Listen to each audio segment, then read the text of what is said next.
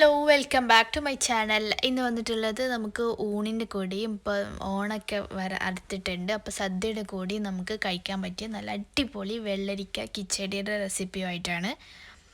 അപ്പോൾ വീട്ടിൽ വെള്ളരിക്കയും തൈരും ഉണ്ടെങ്കിൽ നല്ല സിമ്പിളായിട്ട് ഈസി ആയിട്ട് നമുക്ക് കിച്ചടി റെഡിയാക്കി എടുക്കാം. അപ്പോൾ വീഡിയോ സ്കിപ്പ് ചെയ്യാതെ കാണാൻ, സബ്സ്ക്രൈബ് ചെയ്യാത്തവരുണ്ടെങ്കിൽ ഒന്ന് സബ്സ്ക്രൈബ് ചെയ്യാം. ഇനി നമുക്ക് നേരെ റെസിപ്പിയിലോട്ട് പോവാം.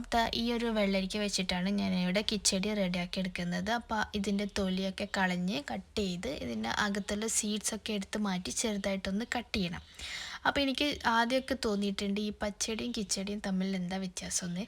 ഇപ്പോൾ മനസ്സിലായിട്ടുണ്ട്. പച്ചടിയും കിച്ചടിയും തമ്മിൽ ചെറിയ ചെറിയ വ്യത്യാസമൊക്കെ ഉണ്ട്. കിച്ചടിയിൽ പുളിക്കാണ് മുൻതൂക്കമുള്ളത്. അതുപോലെ തന്നെ പച്ചടിയിൽ നമ്മൾക്ക് മധുരമുള്ളത് പലതും പച്ചടി ആക്കാറുണ്ട്. നമ്മുടെ പൈനാപ്പിൾ, മത്തങ്ങ ഇതൊക്കെ പച്ചടി ആക്കാറുണ്ട്. അപ്പോൾ അതൊന്നും കിച്ചടിയായിട്ട് ഉപയോഗിക്കാറില്ല. അപ്പോൾ പച്ചടിയിൽ മധുരമുള്ളതുണ്ട്, കിച്ചടിയിൽ മധുരമുള്ളതൊന്നും റെഡിയാക്കാറില്ല. പിന്നെ കിച്ചടിയിൽ നമ്മൾ മഞ്ഞൾപ്പൊടി ചേർക്കാറില്ല, പച്ചടിയിൽ മഞ്ഞൾപ്പൊടി ചേർക്കാറുണ്ട്. പിന്നെ അതുപോലെ തന്നെ കിച്ചടിയിൽ കടുക് ക്രഷ് ചെയ്തിട്ട് ചേർക്കാറുണ്ട്, പച്ചടിയിൽ അത് ചേർക്കാറില്ല.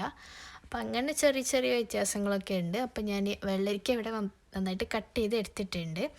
ഏകദേശം ഒരു 2 കപ്പോളം വെള്ളരിക്ക ഉണ്ടാവും. ഇനി ഞാൻ ഇതിനൊന്ന് വേവിച്ചെടുക്കണം.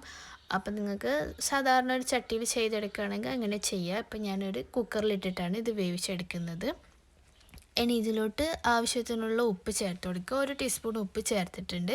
പിന്നെ കൂടത്തിന് ഒരു 1/2 കപ്പ് വെള്ളം കൂടി ചേർത്തിട്ട് നമുക്ക് ഇതൊന്ന് നന്നായിട്ട് മിക്സ് ചെയ്തിട്ട് വേവിച്ചെടുക്കണം. അപ്പോൾ നിങ്ങൾ സാധാ ചട്ടിയിലോ അല്ലെങ്കിൽ ഏതെങ്കിലും പാനിലോ വേവിച്ചെടുക്കുകയാണെങ്കിൽ ഒരു 5 മിനിറ്റ് മീഡിയം ടു ഹൈ ഫ്ലെയിമിലിട്ടിട്ട് വേവിച്ചെടുത്താൽ തന്നെ മതി.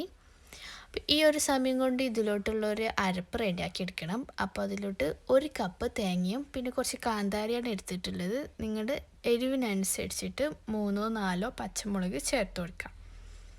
അപ്പോൾ അത് നിങ്ങളുടെ എരിവിനനുസരിച്ച് ചെയ്തെടുക്കാം. ഇനിയിപ്പോൾ പച്ചമുളക് വെള്ളരിക്ക വേവിക്കുന്ന സമയത്ത് ചേർക്കുകയാണെങ്കിൽ അങ്ങനെ ചേർക്കാം. പിന്നെ ചേർക്കുന്നത് 1/2 കപ്പ് തൈരാണ്. നല്ല പുളിയുള്ള തൈര് തന്നെ എടുക്കുക. എന്നിട്ട് ഇത് നല്ല ഫൈനായിട്ട് അരച്ചെടുക്കാം. അപ്പോൾ അത് വെള്ളരിക്ക ഒരു 3 വിസിലിൽ വേവിച്ചെടുത്തിട്ടുണ്ട്. ഇനി ഇതിൽ ഇപ്പോൾ നമ്മൾ ചട്ടിയിലൊക്കെ ഇട്ട് വേവിക്കുകയാണെങ്കിൽ അതിൽ വെള്ളം ഉണ്ടെങ്കിൽ അതൊന്ന് വറ്റുന്നത് വരെ തുറന്ന് വെച്ച് കുക്ക് ചെയ്തെടുക്കാം. അപ്പോൾ ഇതിലിപ്പോൾ കുറച്ച് വെള്ളമുണ്ട്. വെള്ളം ഓവറായിട്ടുണ്ടെങ്കിൽ അത് ഊറ്റി കളഞ്ഞാൽ മതി. അപ്പോൾ ഇതിലുള്ള വെള്ളം ഞാനിങ്ങനെ വറ്റിച്ചെടുക്കുക ചെയ്യുന്നത്. എന്നിട്ട് ഇതിലോട്ട് നമ്മൾ ആദ്യം അരച്ച് വെച്ചിട്ടുള്ള ആ തേങ്ങയുടെ മിക്സ് ചേർത്ത് കൊടുക്കാം. കൂടി തന്നെ 1/2 കപ്പ് തൈര്, അപ്പോൾ കട്ട തൈരായിരിക്കുമല്ലോ, അതൊന്ന് മിക്സിയിലിട്ടിട്ട് ഒന്ന് ലൂസാക്കിയിട്ട് ഇതിലോട്ട് ചേർത്ത് കൊടുക്കാം. നല്ല പുളിയുള്ളത് തന്നെ എടുക്കാൻ നോക്കുക, അപ്പോൾ നല്ല ടേസ്റ്റ് ആയിരിക്കും.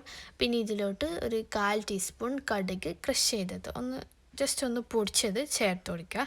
എന്നിട്ട് നന്നായിട്ട് മിക്സ് ചെയ്തെടുക്കാം.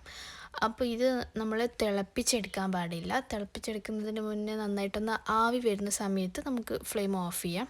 അപ്പോൾ ഈ ഒരു സമയത്ത് ഉപ്പ് ചെക്ക് ചെയ്തിട്ട് ഉപ്പ് ചേർത്ത് കൊടുക്കുന്നുണ്ട്.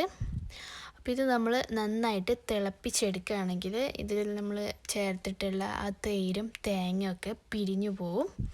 അപ്പോൾ ഒന്ന് നന്നായിട്ട് ചൂടായി തുടങ്ങുമ്പോൾ തന്നെ ഫ്ലെയിം ഓഫ് ചെയ്യുക. എന്നിട്ട് കുറച്ച് സമയം ഇത് നന്നായിട്ട് മിക്സാക്കി ഇളക്കി കൊടുക്കുക, അല്ലെങ്കിൽ പാത്രത്തിൻ്റെ ചൂട് കൊണ്ട് തിളച്ചു പോകും.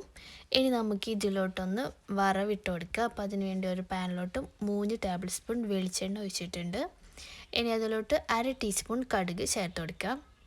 കടുക് ഒന്ന് പൊട്ടിയ ശേഷം പിന്നെ നമുക്ക് ഇതിലോട്ട് വറ്റൽമുളക് ചേർത്ത് കൊടുക്കണം.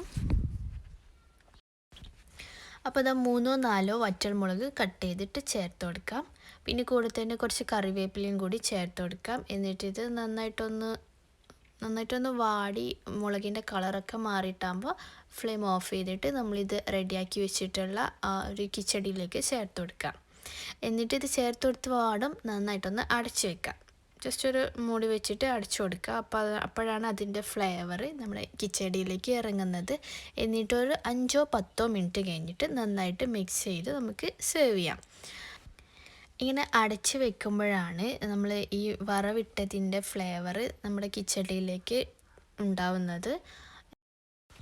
ഇങ്ങനെ നല്ല സിമ്പിളും നല്ല ടേസ്റ്റി ആയിട്ടുള്ള വെള്ളരിക്ക കിച്ചടി റെഡിയാക്കി എടുക്കാം. അപ്പോൾ വീഡിയോ ഇഷ്ടമായിട്ടുണ്ടെങ്കിൽ ലൈക്ക് ചെയ്യുക, ഷെയർ ചെയ്യുക. ചാനൽ ഇതുവരെ സബ്സ്ക്രൈബ് ചെയ്യാത്തവരുണ്ടെങ്കിൽ നിങ്ങൾക്ക് ഈ ചാനൽ ഇഷ്ടമാവുന്നുണ്ടെങ്കിൽ ഒന്ന് സബ്സ്ക്രൈബ് ചെയ്യുക. കൂടെ തന്നെ ഞങ്ങളുടെ ഇൻസ്റ്റഗ്രാം പേജ് ഫോളോ ചെയ്യാത്തവരുണ്ടെങ്കിൽ അതൊന്ന് ഫോളോ ചെയ്യുക. എന്നിട്ട് കിച്ചടി റെഡിയാക്കി നോക്കിയിട്ട് നിങ്ങളുടെ അഭിപ്രായം അറിയിക്കാം. കഴിഞ്ഞ ഓണത്തിൻ്റെ സമയത്ത് നമ്മൾ കുറച്ച് സദ്യ റെസിപ്പീസൊക്കെ ചെയ്തിട്ടുണ്ട്. അത് കാണാത്തവരുണ്ടെങ്കിൽ കണ്ടു നോക്കുക.